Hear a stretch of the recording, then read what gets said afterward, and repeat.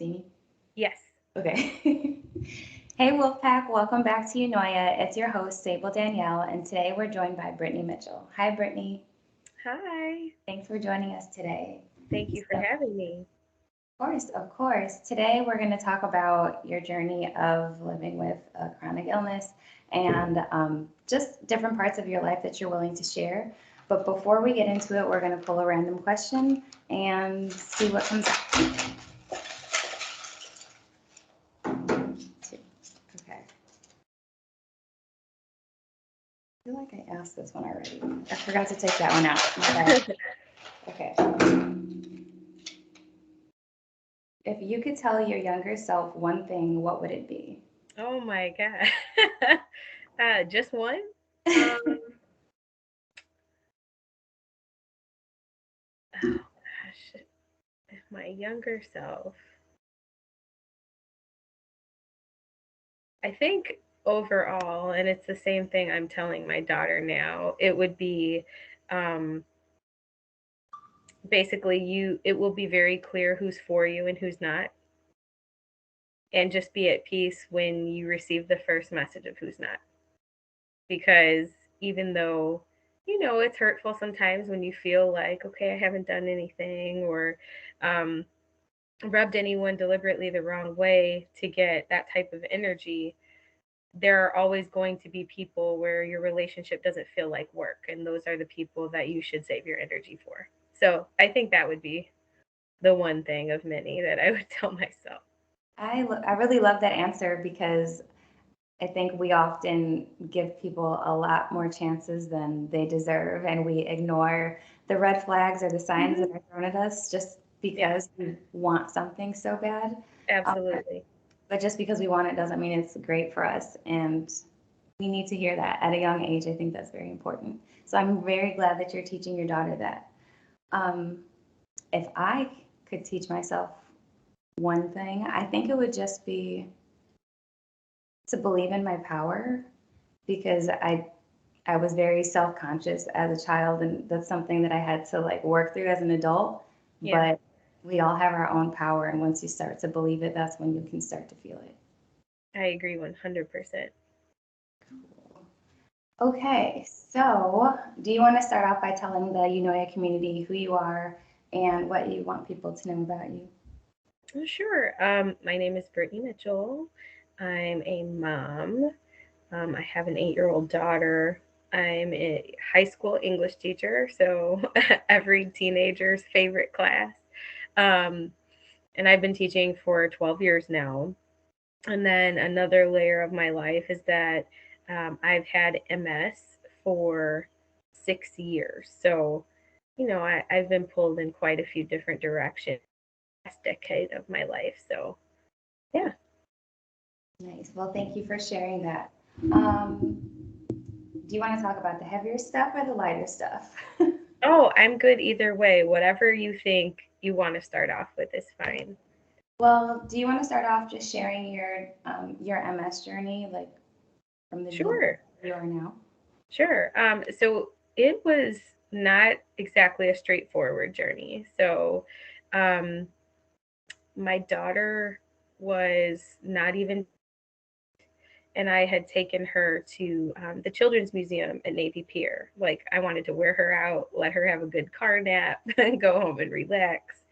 Um, and so we were stuck in a lot of traffic that evening, like more than I had bargained for. It took us like 2 hours to get home. Luckily, she's always been a good kid in the car, so we were fine. But when I got home, I felt my left foot like it felt like it was asleep. So I thought, like, okay, was it because my foot was on the brake that long? Like I didn't think anything really about it. Um, and then it started to fever, like her to bed that night. So I just thought, just kind of move it around, whatever. I'd wake up and it would be fine. But when I woke up, I could not feel both of my legs, like from the hip down. So, like, I could walk, but it felt like I wasn't moving my legs. It's very hard to explain unless you felt it. It was almost like a feeling of picks because at that time I was losing feeling in the bottoms of my feet. All the while I'm not knowing what's happening. And so I text my sister, Kirsty, who is a nurse practitioner now. And I'm telling her all these things. She's like, this sounds really weird. Just go to the ER. And I said, okay. So I ended up going to my primary care first just to kind of do some labs and things to rule it out because I'm sure everybody has been a WebMD professional themselves when they're looking at something. But when I was looking up those symptoms, it was ranging from stroke, brain bleed, Lyme disease, a bunch of other like strange um, immunoresponse things, and none of them made sense for me. So I tested negative for Lyme. Then my doctor sent me to the ER, put in an order for um, CT scan to make sure I wasn't having a brain bleed or a stroke. And all of those were all negative. There was nothing weird going on in my brain. But then he recommended I go to a neurologist to get some MRIs done. And he told me because it was my lower body, that chances were there was something going on in my spinal cord. So all of these things are hitting me at once. It was like on a Saturday. And so I ended up the next week going to this neurologist, getting these MRIs done, and they found like a golf ball size lesion in the middle of my spinal cord. And basically, the lesion is the absence of myelin that's covering your spinal cord, and that's what protects all of the nerves in your spinal cord. So my body had eaten that away, basically. And so all of those nerves in that area were exposed, and that is why I was feeling those weird things in my legs. Um, at that point, the doctor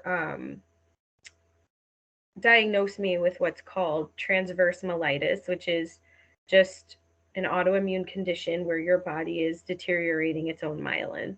And they don't know, just an immunoresponse to some sort of physiological trauma you've had. And that can range from some type of accident to like you having the flu. And then years later, your body responds that way. So the symptoms started progressing. So I started having spasms. I just randomly drop everything that I had, and I'm like, okay, I better not be carrying my baby too much because I'm gonna freak out.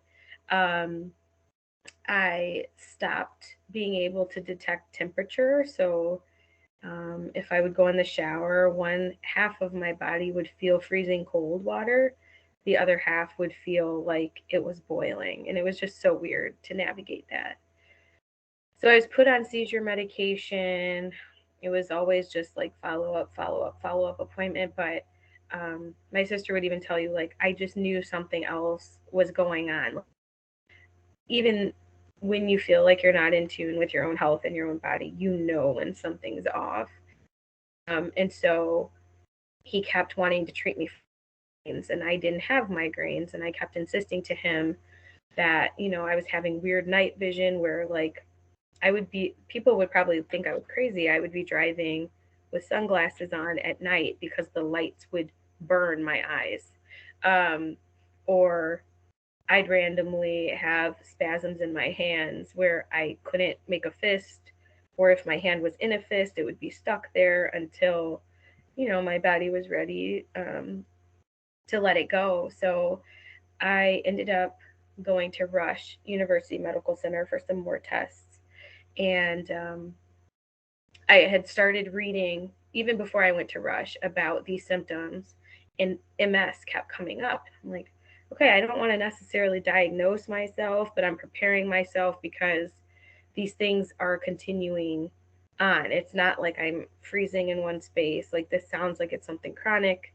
And when I suggested it to my neurologist at the time, he was telling me I didn't have any lesions in my brain. So he was confident I didn't have MS, and I didn't agree with that. So I went to Rush. Um, and the way Rush works is that you see a general neurologist first, before they diagnose you, and then they'll direct you to a specialist. And so I did follow up MRIs. At that time, my brain was full of lesions. And that was just in a matter of like 7 months. And so I went from having none to having quite a few. And that was explaining all of the things I was feeling in my upper body now. And then I was diagnosed. It wasn't even a week before I turned 30. They told me, okay, we're diagnosing you with um, it's relapsing remitting multiple sclerosis. And that's basically like some days I'm just kind of even, and then an unprompted relapse can happen. So I will have more pronounced versions of the symptoms that I have on a daily basis, which just every day, 24 hours, I feel like I'm walking in hot sand with no flip flops on. Like it's burning. Like even right now, as we're talking, it just feels like constant burning and the heat is moving up and down my legs. But I'm used to it. I mean, it's been there for 6 years. That is the one thing that hasn't changed. Um, when I have a flare up, it feels like shooting hot pains, like all the way up my back and down. Sometimes I get really stiff. Sometimes it's just very hard to move and a lot of pain. Um, but the pain isn't constant. It comes and goes. So um, I guess if you look at the spectrum of MS, that was like the best case scenario with where I was.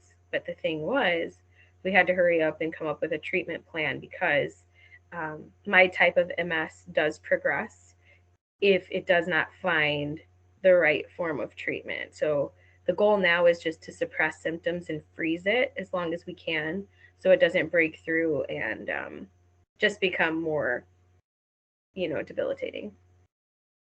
Well, So, yeah. thank you so much for sharing that. That's a lot to have to experience, especially at such a young age and being Yeah. a mom. Like when you said that you were scared to hold your baby, like I can't even imagine that feeling, you know? So, what was it like not being in agreement with your doctor? I don't have a lot of healthcare experience, Mhm. um, but I hear a lot about advocating for yourself, or I know like I believe we both grew up in we grew up a minority where we lived. And so, do you think that played a role in your diagnosis or your relationship with your doctor? Um, I'm, I guess I'm a vibes person.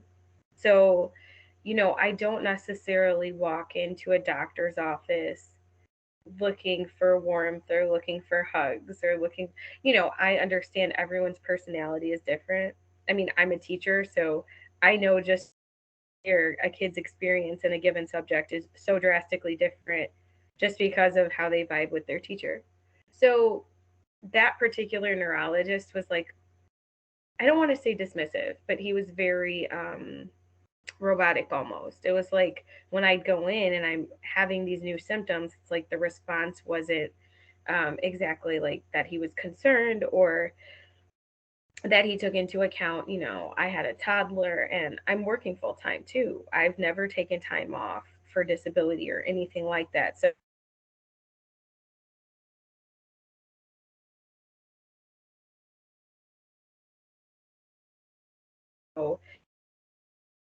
to come home and be with my daughter. So it's like that part was frustrating. But the more I talked with my sister, so I'm spoiled and having her as a resource, I would process with her, okay, I'm on this medicine. It's making me feel like this.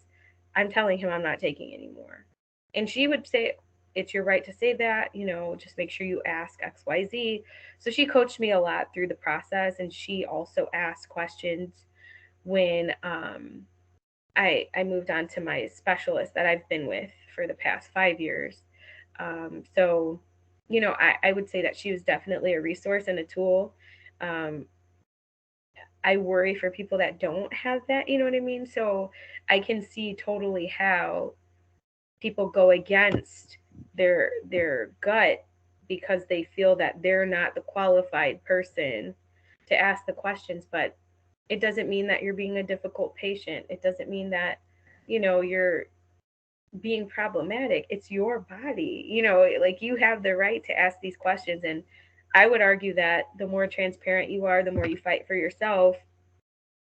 People have a choice. They're either going to fight with you or they're going to make you be the conflict. And when they make you the conflict, then you know it's not the right place for you.